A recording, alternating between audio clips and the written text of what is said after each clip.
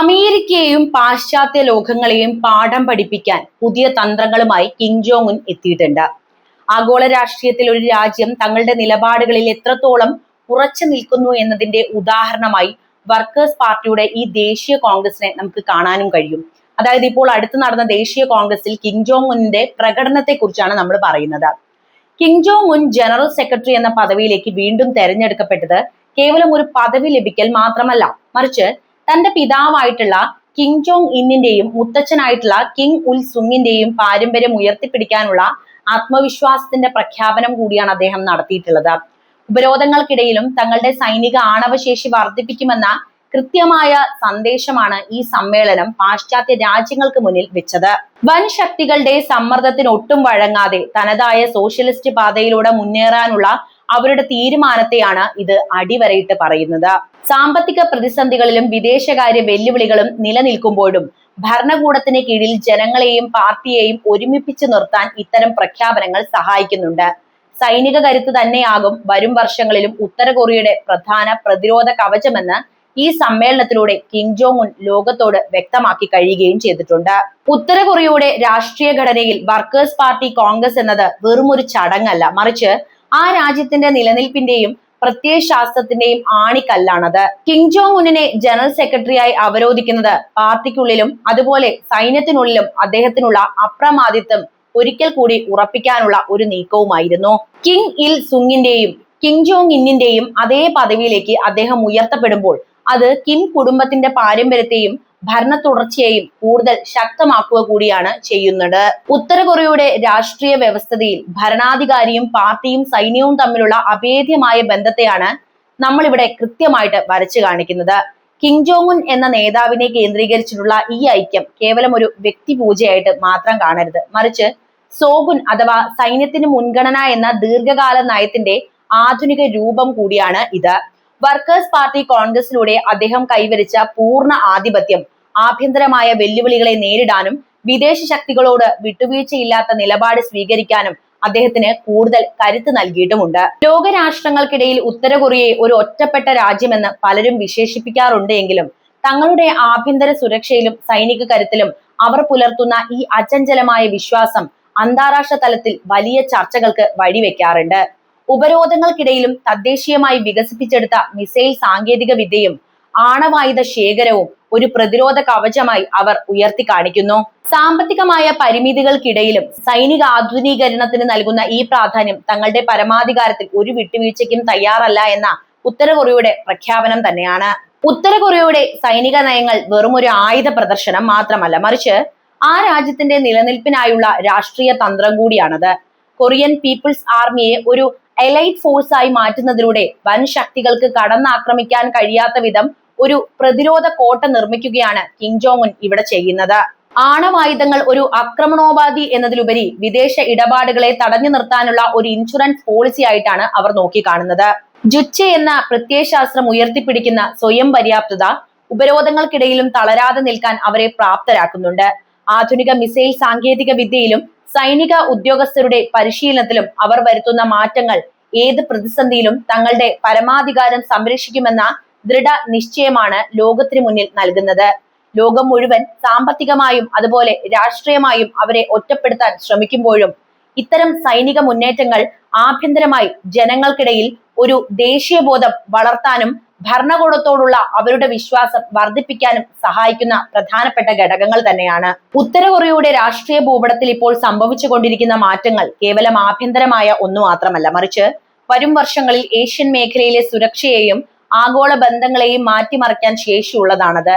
2026 ഈ workers party കോൺഗ്രസിനെ ലോകം ഇത്രത്തോളം ഗൗരവത്തോടെ കാണുന്നതിന് ചില കൃത്യമായ കാരണങ്ങളുമുണ്ട്. അതിൽ പ്രധാനപ്പെട്ടത് പ്രാദേശിക സുരക്ഷയിലെ വെല്ലുവിളികളെ കുറിച്ച് തന്നെയാണ്. അതായത് ദക്ഷിണ കൊറിയയെ തങ്ങളുടെ പങ്കാളിയായി കാണുന്നതിന് പകരം ഒരു മുഖ്യ ശത്രുവായിട്ടാണ് ഉത്തര കൊറിയ പ്രഖ്യാപിച്ചിട്ടുള്ളത്. സമാധാനപരമായ പുനരേകീകരണം എന്ന ലക്ഷ്യം ഉപേക്ഷിച്ച് കൊറിയൻ പെനിൻസുലയിൽ 2 ശത്രു രാജ്യങ്ങൾ എന്ന സിദ്ധാന്തമാണ് ഔദ്യോഗികമായിട്ട് നടപ്പിലാക്കിക്കൊണ്ടിരിക്കുന്നത്. ഇത് മേഖലയിലെ സംഘർഷ സാധ്യത വർദ്ധിപ്പിക്കുന്ന പ്രധാനപ്പെട്ട ഘടകവുമാണ്. മാത്രവുമല്ല, സൗത്ത് കൊറിയയോടുള്ള ദേഷ്യം അമേരിക്കയോടുകൂടിയുള്ള ദേഷ്യമാണ് ഉത്തര കൊറിയയെ സംബന്ധിച്ച്.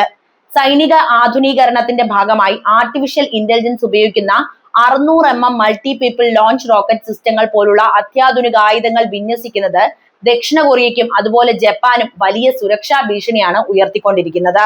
രണ്ടാമത്തെ വിഷയം അന്താരാഷ്ട്ര ബന്ധങ്ങളിലെ പുതിയ ധ്രുവീകരണം തന്നെയാണ്. അതായത് റഷ്യയുമായുള്ള ഉത്തര കൊറിയയുടെ ബന്ധം ഇപ്പോൾ ഒരു തന്ത്രപ്രധാനമായിട്ടുള്ള സഖ്യമായിട്ട് മാറിയിട്ടുണ്ട്.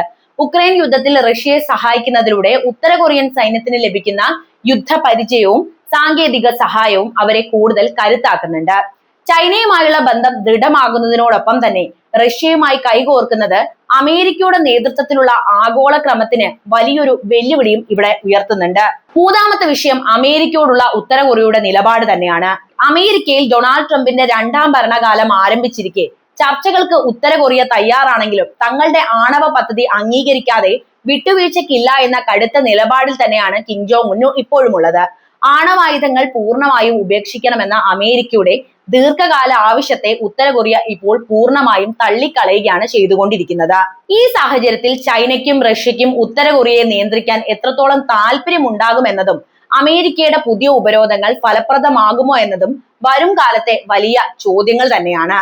ഉത്തര കൊറിയയുടെ ആണവ നയ പ്രതിരോധത്തിൽ നിന്ന് ആക്രമണാത്മക പ്രതിരോധം എന്ന തലത്തിലേക്ക് മാറിയെന്ന നിരീക്ഷണം 2026 9ാം പാർട്ടി കോൺഗ്രസിന്റെ പശ്ചാത്തലത്തിൽ ഏറെ പ്രസക്തവുമാണ്. കഴിഞ്ഞ ഏതാനും ദിവസങ്ങളായി പോങ്യാങ്ങിൽ നടന്ന ഈ സുപ്രധാന സമ്മേളനത്തിൽ കിം ജോങ് ഉൻ ജനറൽ സെക്രട്ടറിയായി വീണ്ടും തെരഞ്ഞെടുക്കപ്പെട്ടപ്പോൾ അദ്ദേഹത്തിന്റെ ഏറ്റവും വലിയ വിജയമായിട്ടാണ് പാർട്ടി ഉയർത്തി കാണിച്ചത്. അതായത് ഈ സംഭവം. അതോടൊപ്പം തന്നെ അവർ പറയുന്നത് രാജ്യത്തുണ്ടായ ആണവ മുന്നേറ്റങ്ങളെ കുറിച്ചാണ്. കാരണം അത്രയും വലിയ ആണവ ശക്തിയാകാൻ ഉത്തര കൊറിയയ്ക്ക് ഇവിടെ സാധിച്ചിട്ടുണ്ട്. നേരത്തെ ഒരു ശത്രുവിനെ തടഞ്ഞു നിർത്തുക എന്നതിലായിരുന്നു ഊന്നലെങ്കിൽ ഇപ്പോൾ ശത്രുക്കളുടെ ഏത് പ്രതിരോധ സംവിധാനത്തെയും, അതായത് ഏത് മിസൈൽ ഡിഫൻസ് സിസ്റ്റത്തെയും നിഷ്പ്രഭമാക്കാൻ ശേഷിയുള്ള സാങ്കേതിക വിദ്യ കൈവരിച്ചു എന്നാണ് ഉത്തര കൊറിയ പ്രഖ്യാപിക്കുന്നത്. അത് ഏറെക്കുറെ ശരിയുമാണ്. കാരണം ജനങ്ങൾ അവിടെ പട്ടിണി കിടക്കുകയാണെങ്കിലും ആയുധത്തിന് ഒരു കുറവും അവിടെ ഉണ്ടായിരുന്നില്ല. ഇതിന്റെ ഭാഗമായി ആർട്ടിഫിഷ്യൽ ഇന്റലിജൻസ് ഉപയോഗിച്ച് പ്രവർത്തിക്കുന്ന 600 മൾട്ടിപ്പിൾ റോഞ്ചറുകളും ഖര ഇന്ധനം ഉപയോഗിക്കുന്ന ദീർഘദൂര മിസൈലുകളും അവർ വിന്യസിച്ചിട്ടുമുണ്ട്. ഇത് ദ്രുതഗതിയിലുള്ള ആക്രമണത്തിന് വരെ പ്രാപ്തമാക്കുന്നുണ്ട് ഉത്തര കൊറിയയെ. ഈ സമ്മേളനത്തിൽ ശ്രദ്ധിക്കപ്പെട്ട മറ്റൊരു കാര്യം ആണവായുധങ്ങളെ കേവലം ഒരു ആയുധമായിട്ടല്ല, മറിച്ച് രാജ്യത്തിന്റെ അന്തസ്സും പരമാധികാരവും ഉറപ്പാക്കുന്ന അജയ്യമായ ഒരു വാളായിട്ട് വിശേഷിപ്പിക്കുന്നു എന്നതാണ്. അതായത് ഉപരോധങ്ങൾ എത്ര കടുത്തതായാലും ആണവ പദവിയിൽ നിന്ന് പിന്നോട്ടില്ല എന്ന് കിം ജോങ് ഉൻ വ്യക്തമാക്കിയത് അന്താരാഷ്ട്ര തലത്തിൽ തന്നെ വലിയ പ്രത്യാഘാതങ്ങൾ ഉണ്ടാക്കുന്നതാണ്. 2026 അമേരിക്കയിലെ പുതിയ ഭരണകൂടവും ദക്ഷിണ കൊറിയയുമായിട്ടുള്ള ഏത് ചർച്ചയും ഈ ആണവ കരുത്ത് തന്നെയാകും ഉത്തര കൊറിയയുടെ പ്രധാന വിലപേശൽ ഉപകരണം. അതായത് ദക്ഷിണ കൊറിയയെ സംബന്ധിച്ച് ഉത്തര കൊറിയ ഇത്രത്തോളം ശക്തി ആർജിക്കുന്നത് അവർക്ക് വലിയ പേടി ഉണ്ടാക്കുന്ന ഒരു ഘടകവുമാണ്. എന്തായാലും ഭൂഖണ്ഡാന്തര ബാലിസ്റ്റിക് മിസൈലുകളിൽ ഘടിപ്പിക്കാൻ കഴിയുന്ന ഭാരം കുറഞ്ഞതും എന്നാൽ പ്രഹരശേഷി കൂടിയതുമായ കോമ്പാക്ട് വാർ ഹെഡുകൾ വികസിപ്പിക്കുന്നതിൽ രാജ്യം വൻ വിജയം കൈവരിച്ചിട്ടുണ്ട്. ഏത് ദൂരപരിധിയുള്ള ശത്രു കേന്ദ്രങ്ങളെയും കൃത്യതയോടെ തകർക്കാൻ ശേഷിയുള്ള ദീർഘദൂര ഡെലിവറി സിസ്റ്റങ്ങൾ ഇന്ന് ഉത്തര കൊറിയയുടെ കൈവശവുമുണ്ട്. പരമ്പരാഗതമായ സൈനിക രീതികളിൽ നിന്ന് മാറി കൊറിയൻ പീപ്പിൾസ് ആർമിയെ ഒരു ലോകോത്തര എലൈറ്റ് ഫോഴ്സ് ആക്കി മാറ്റുന്നതിൽ കിം ജോങ് ഉൻ വിജയിച്ചു എന്നത് തന്നെയാണ് ഈ സമ്മേളനത്തിലൂടെ അവർ തെളിയിക്കുന്നത്.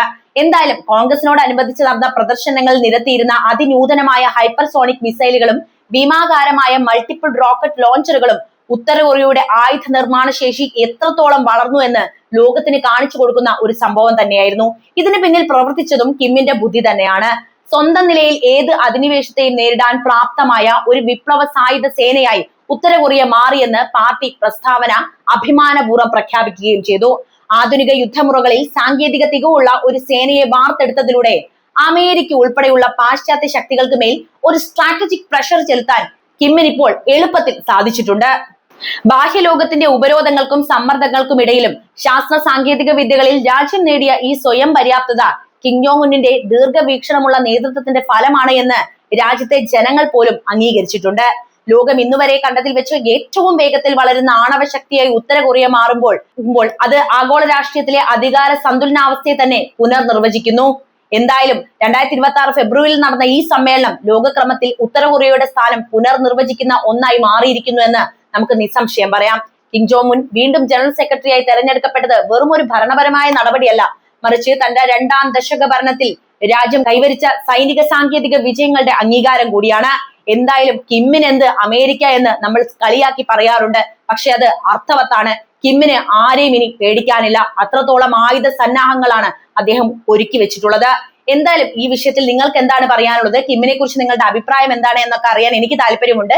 കമന്റ് ബോക്സിൽ എഴുതുമല്ലോ. വീഡിയോ ഇഷ്ടമാവുകയാണെങ്കിൽ ലൈക്ക് ചെയ്യാനും കൂടുതൽ ആളുകളിലേക്ക് ഈ വിവരങ്ങൾ എത്താൻ ഒന്ന് ഷെയർ ചെയ്യാനും പ്രത്യേകം ശ്രദ്ധിക്കുമല്ലോ.